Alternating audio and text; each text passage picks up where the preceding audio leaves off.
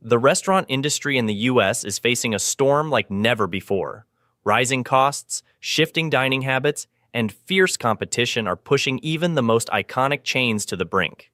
Some big names are closing doors, filing for bankruptcy, or barely holding on. Could your favorite spot be next? In this video, we're diving deep into 8 major restaurant chains that are in serious trouble in 2024. You won't believe which popular places are struggling to survive. Before we get started, let me ask you this. What do you think is causing so many of these big names to fail? Let us know in the comments below. And don't forget to hit the like button and subscribe to stay updated on all the behind-the-scenes realities of the restaurant world. Now, let's uncover the shocking truth behind these struggling giants. Number 1. Red Lobster.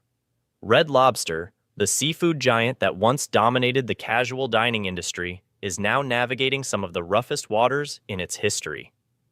In 2024, the chain filed for Chapter 11 bankruptcy, a decision driven by years of financial strain that finally reached a breaking point.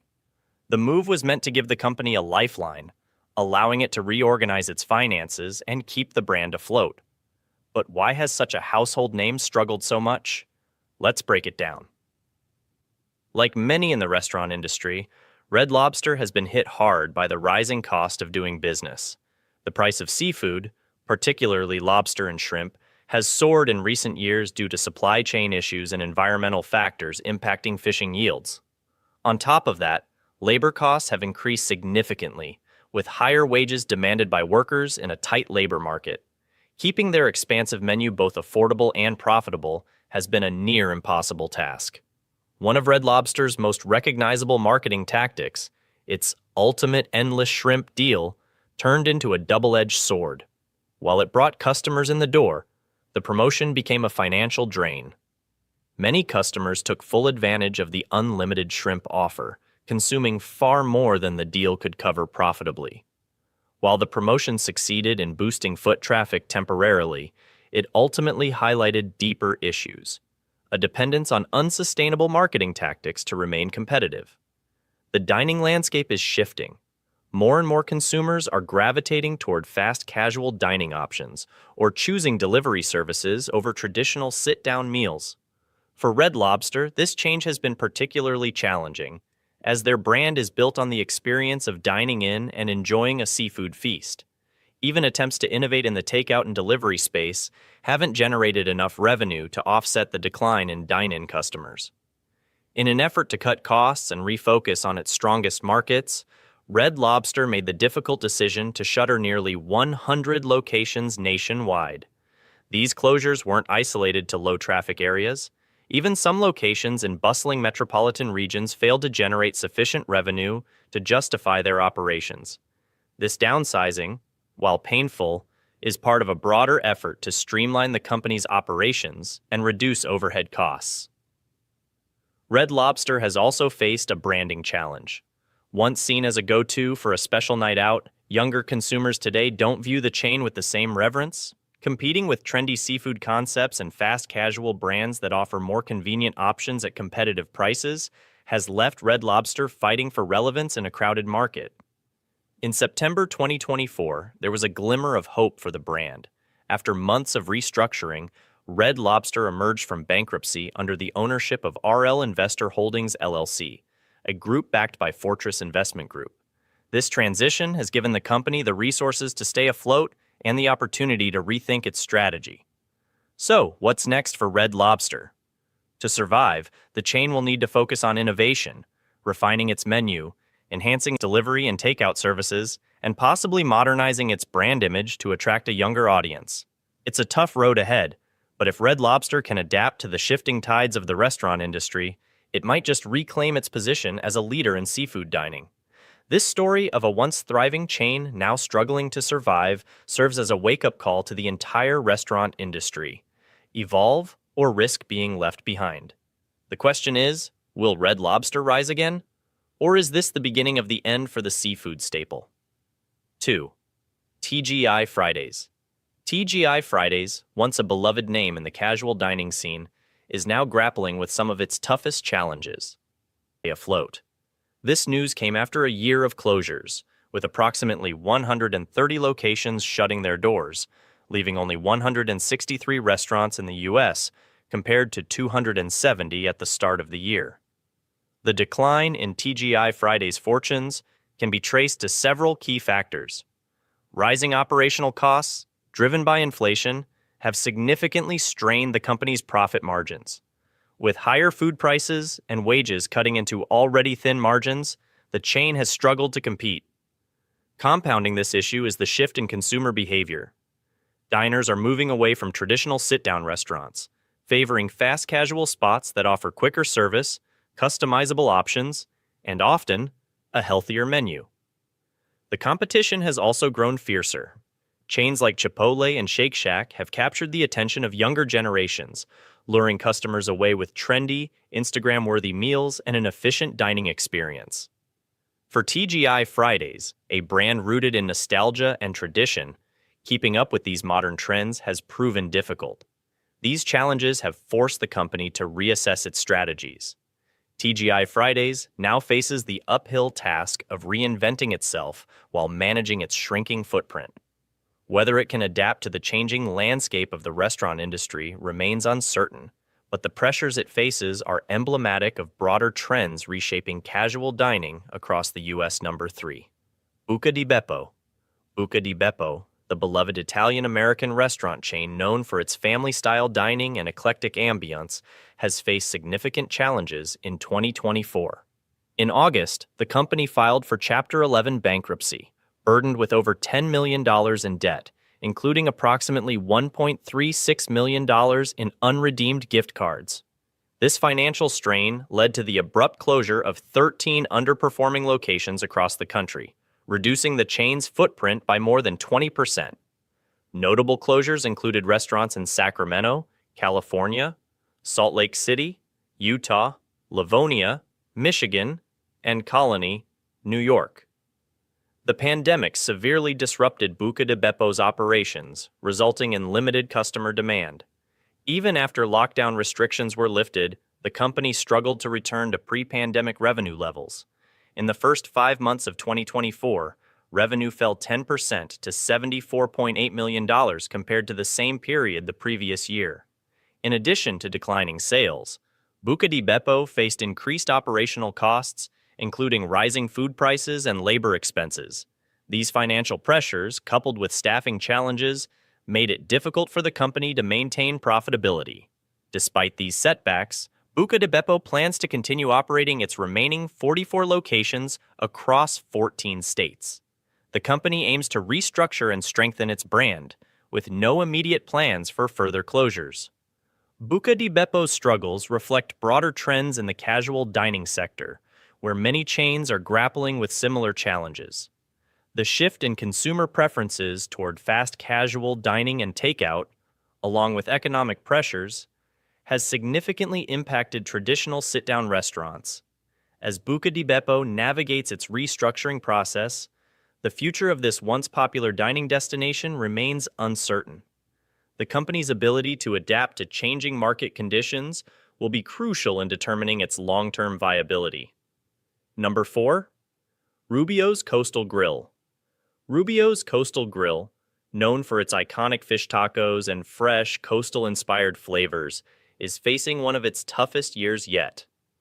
In 2024, the company made headlines for abruptly shutting down 48 of its California locations. These closures included multiple restaurants in San Diego, Los Angeles, and the Bay Area.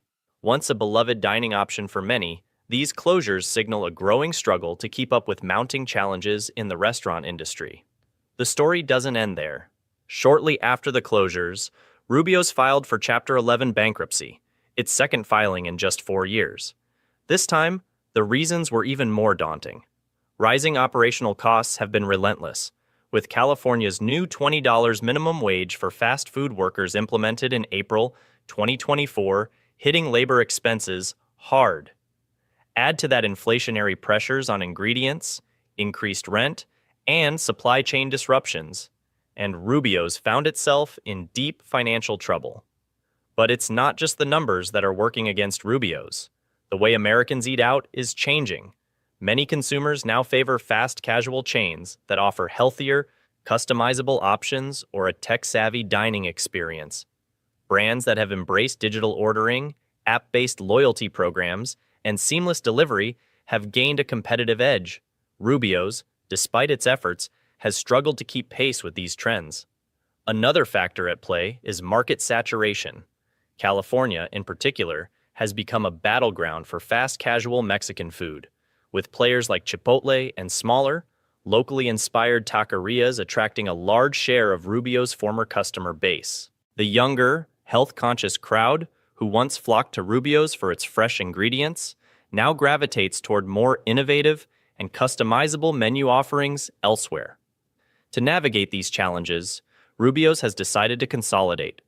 The company will continue to operate 86 locations, focusing on areas where customer loyalty is strongest, such as parts of Arizona, Nevada, and smaller California markets. Leadership at Rubio's has emphasized that these changes are necessary to ensure the brand's survival and to adapt to the new normal of the restaurant industry. Rubio's story is not just about one chain's struggles. It reflects a broader trend across the industry. With rising costs, shifting consumer demands, and intense competition, even long-standing favorites are forced to rethink their strategies. Whether Rubio's can recover and adapt remains to be seen, but their journey serves as a cautionary tale for many other chains facing similar pressures. Number 5. Boston Market. Boston Market was once a household name, known for its delicious rotisserie chicken and comforting side dishes. It was a go-to for families looking for a quick yet hearty meal. But today, the picture is very different. The chain, which once operated around 300 locations, now has just 27 stores left in the entire country. So, what went wrong? The troubles started with financial mismanagement, legal and operational problems. In Connecticut, several locations were hit with eviction notices after failing to pay rent, leaving empty dining rooms and shuttered kitchens. This wasn't an isolated incident. Across the country, landlords have been forced to take legal action to recover unpaid rent, adding to the company's challenges. Then there's the massive $11.9 million judgment against Boston Market. A U.S. district court found the chain guilty of defaulting on payments to its main distributor, U.S. Foods. This kind of financial trouble makes it almost impossible to maintain operations, let alone invest in the future. But it doesn't stop there. Boston Market has also faced backlash from its own employees.